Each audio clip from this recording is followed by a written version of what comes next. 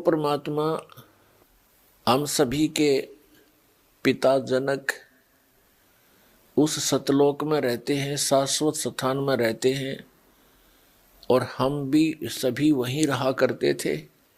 ये पृथ्वी एक punishment place है, एक कारागार है, ये एक जेल है।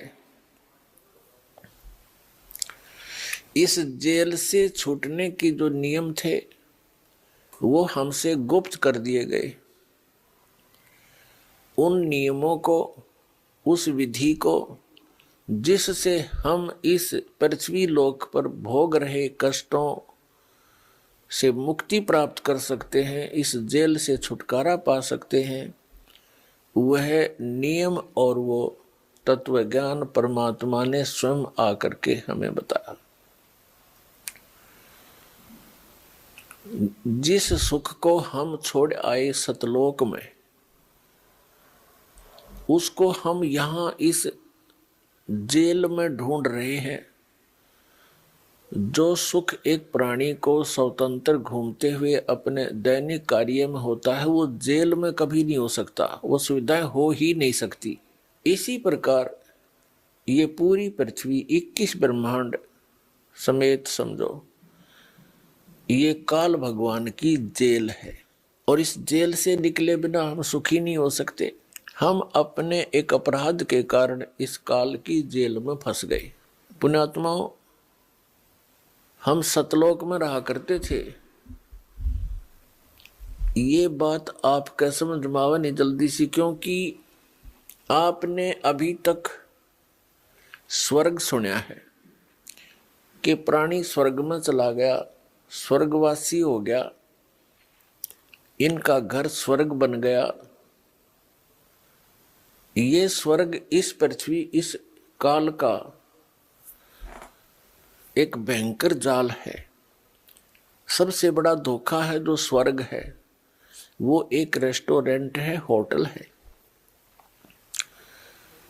और होटल के अंदर धनी व्यक्ति ही प्रवेश कर सकते हैं जिनकी जेब मोटी हो, और फिर उसी जेब से वो अपना खर्चा करके कुछ अन्य सुविधाएं प्राप्त कर लेते हैं, लेकिन उनकी कमाई नष्ट हो जाती है। तो पुण्यात्माओं, आप तक आप जी ने ये स्वर्ग ही सुना है। ऐसे असंख्यों स्वर्गों में भी सुख नहीं हो सकता जो सतलोक में है। वास्तविक स्वर्ग वो है, उसकी जानकारी आप जी को थी नहीं, और अज्ञानता के कारण कुछ व्यक्तियों ने इस जन्म मरण को अटल मान लिया कि ये समाप्त कभी नहीं हो सकता और ये अनिवार्य है। तो इस तरह की जो लोकवेद दंत कथा हमें सुनाई गई थी, वो बिल्कुल अज्ञान था। उन महापुरुषों को तत्व ज्ञान कतई नहीं था। उसकी पूर्ति करने के लिए परमात्मा को स्वयं आना पड़ता है। ऐसा ही वेद बताते हैं कि वो परमात्मा सतलोक में रहता है और अच्छी आत्माओं को वहां से गति करके आता है, अपने रूप को सरल कर लेता है। क्योंकि परमात्मा सतलोक में एक बहुत बड़े सिंहासन के ऊपर विराजमान है, जैसे राजा लोग बैठते हैं। सिर पे मुकुट है, श्वेत छत्र है, बहुत बड़ा महल है मालिक का, उसका एक गुम्बज टाइप बना हुआ है। तो वहां परमात्मा विराजमान है। उनके उस वहां मनुष्य सदृश शरीर है, और परमात्मा के एक रोमकूप में करोड़ सूर्य, पलस में करोड़ चंद्रमा, इन दोनों का मिला जुला प्रकाश भी परमात्मा के एक रोमकूप यानी एक बाल की रोशनी से, रोमकूप तो बाल के छिद्र को कहते हैं, तो उस परमात्मा के बाल के छिद्र के बराबर भी एक, ये इतना प्रकाश नहीं है, इतना तेजो में शरीर है परमात्मा का। इसलिए वेदों में उसे अग्नि तनु असी कहा है। अग्नि माने उस तेजो में शरीर युक्त परमेश्वर का, तनो माने शरीर, असी माने है। तो उस रूप को हल्का करके आते हैं।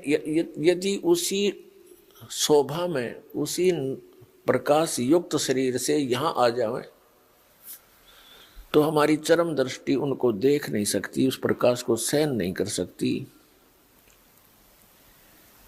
इसलिए परमात्मा अपने शरीर की रोशनी को हल्का, नूर को हल्का करके आते हैं।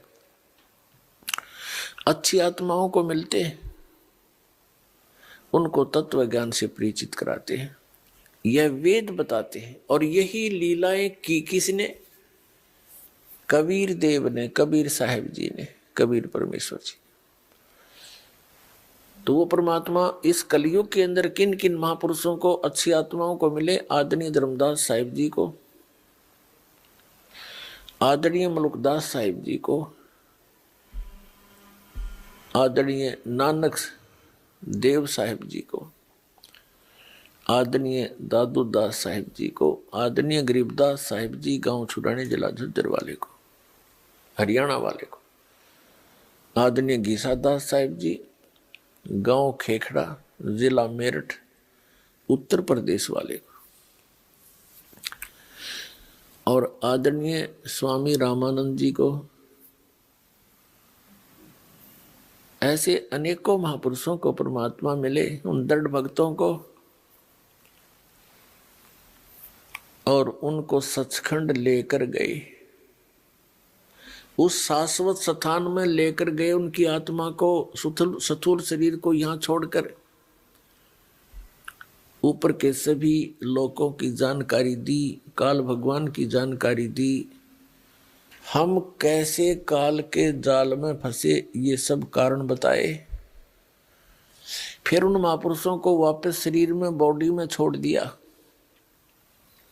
उन पुण्यात्माओं ने परमात्मा की महिमा का गुणगान किया, क्षेत्र में जाके, जगह जगह जाकर परमात्मा के वाणी का प्रचार किया।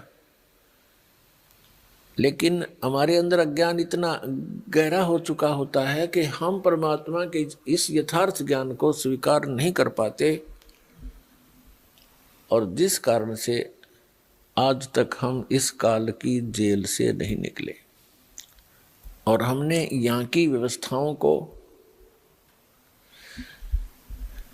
यहाँ परमात्मा की प्राप्ति और परमात्मा से मिलने वाले लाभ ना प्राप्त होने से, परमात्मा की प्राप्ति ना होने से, हमने यहाँ की अपनी विधि से, अपनी सूझबूझ से कुछ परंपराएं बना ली, और यही जन्म और मरण के इस कोल्लू में हम पक्के हो गए। हमें और कोई दिमाग में हमारा बात आती ही नहीं कि बस इतना ही काम है, जन्म हो गया, शिक्षा ग्रहण कर ले,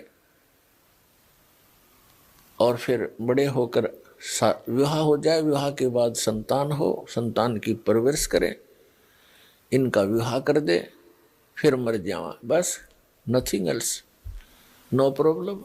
ये कोई काम है? ये तो पशु पक्षी भी करते हैं। फिर परमात्मा ने इतना सुंदर शरीर आपको दिया है, इसका काम भी कोई विशेष ही है। उससे हम वंचित थे, उससे, उसको हम भूल चुके थे। लेकिन आत्मा के अंदर एक विशेष कसक है, उस सुख की याद है जो सतलोक में शाश्वत स्थान पर आपको प्राप्त था। तो उसको हम यहां खोज रहे हैं। जैसे खांड की मंडी में, खांड की मंडी, बूरा की मंडी, यानी एक विशेष स्थान हो जिसमें केवल बूरा के बोरे हों, थैले हों, बोरियां रखी हों, बारदाने भरे हों, और वहां से कोई एक कीड़ा वहां से निकल जाए, और दूसरे स्थान पर नमक की मंडी हो, बोरे भरे हों, बारदाने भरे हों, वहां पहुंच जाता है। दोनों का कलर सेम होता है, लेकिन टेस्ट में दिन और रात का अंतर होता है। तो वो चाहे 1000 बोरों में, नमक वाले बोरों में हजारों में घूम ले, वो टेस्ट उसको बुरा वाला नहीं आ सकता। 21 ब्रह्मांड है इस काल भगवान के, जहां हम फंस गए हैं। हम यहाँ पृथ्वी लोक रूपी नमक के बोरे में, और हम बुरा का टेस्ट खोज रहे हैं। कभी नहीं हो सकता, कभी नहीं मिल सकता। वो तो वो बुरा की मंडी फेर मिला है, और वो बोरे मिलने तो वही टेस्ट फिर प्राप्त हो, वो आनंद फिर आवे। उसके लिए परमात्मा आते हैं और महापुरुषों को मिलते हैं।